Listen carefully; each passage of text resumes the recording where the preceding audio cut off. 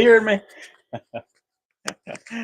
But anyway, so there it is. So we've had a really good. It's been a really good day. There are some other conversations that took place that I'm going to hold off on talking about until this comes out later. We'll find out how it turns. Yes, no, maybe no, whatever. I don't know. Who knows? However it works out. But at this point in time, I'm not going to say much about that. Other than this has been a good day. I enjoy talking with people and sharing the stories, and people learn. People want to know how I got to the place where I am confidently resilient. I guess that's probably the right way to say it. Well, it wasn't easy at first, but and it wasn't. It was not easy. It was difficult because being who we are as trans people in this country, one, you've already got what you think is a bullseye on your back, but it turns out that most people in your communities, if you are confident when you're in your communities, then it goes smoothly.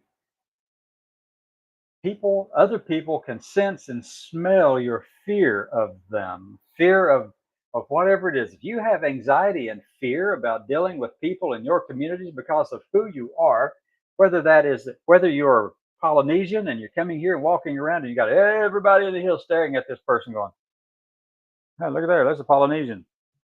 Actually, they don't say that. There's a strange person. Or they go, "Oh, look at that koala. There's a koala walking down the street." You know, something different around here. Or you say, "Oh, look, there's a trans person or a drag queen." I'm not going to be walking around in drag queen. I am not the drag queen. There's no freaking way. I this is not performance to me. This is real. Yeah, I've got a lot of opinions, a lot of strongly held opinions, and I'm entitled to them. I'm 66. Come on, back off. But the one thing I do know is the people around here are really great people. People in these communities are live and let live kind of people. Even the ones who have the big rebel flag or the Trump flags and hats and all that kind of stuff. I'm talking about even my own family. They're good people, good human beings, folks. They have an ideological difference between what I think and what they think, and that's fine. I got no problem with that. They are entitled to that. As a matter of fact, I served so that they could do and believe those things. The thing I didn't serve for is to have somebody shove their ideas and their ideologies down my throat. We've been prone to do that too, but I have yet to walk up to somebody and say, "Hey, can I share the gospel of Marsha P. Johnson with you, or any other person in the trans or LGBT community? How about can I share you the gospel according to Albert Cashier? Or how about if I just share the gospel of an intersex person, likely intersex person, one of the original people, the likely intersex people who actually started the cavalry in the U.S. Army, Casimir Pulaski. Body was exhumed. It was discovered that he had some characteristics that his bones had some characteristics that were female. Now, we don't know more beyond that. You can't say anything, but that's what you know at this point. That's what was discovered. So we know that Casimir Pulaski, the German officer who came and helped George Washington at Valley Forge and who helped create the U.S. Cavalry, father of the U.S. Cavalry, didn't quite fit in the binary spectrum of things, folks. Binary genetic spectrum of things. Don't know he was acclimated as male. I don't know if he was observed to be, sexually dimorphic or sexually or sex dimorphism when he was born or not. It's a part of human traits. It's been with us forever. It's just who we are, right? That's how it was made. Because if you didn't have that if you didn't have the variability in the human nature, we'd all look like the proverbial Adam and Eve still today, if we made it that far. Because it's the genetic diversity that creates the differences that make us all uniquely human. And I don't need to explain that to anybody. No, really? Y'all really need to explain all that to everybody? I really don't want to. I've been at it for 25 minutes anyway. So let me close out by saying this thing. There's some things we need to talk about. Ronnie Jackson and Nancy Mace.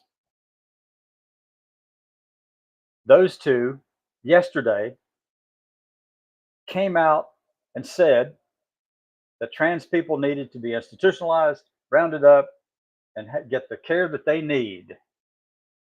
Get them away from the internet and away from communicating with anybody. Get them off the streets.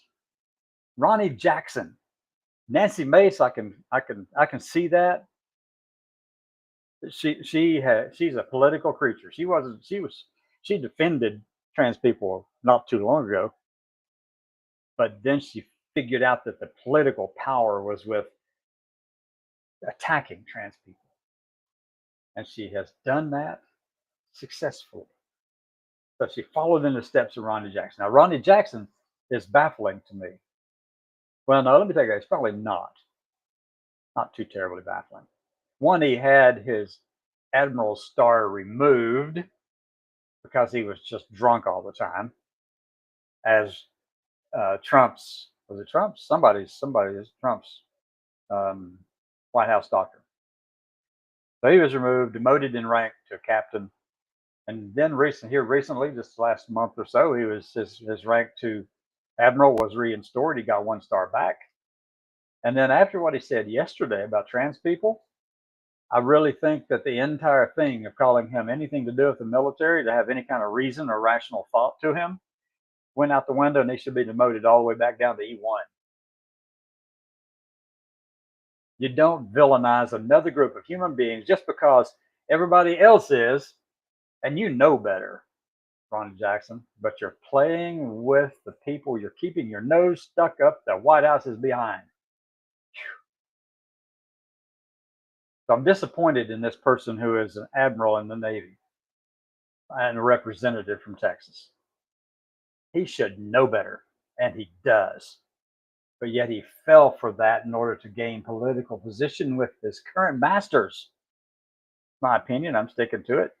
And today has been another episode of A Day in the Life of a Transgender Terrorist Veteran from Eastern Kentucky. See you tomorrow. And remember to smile and laugh on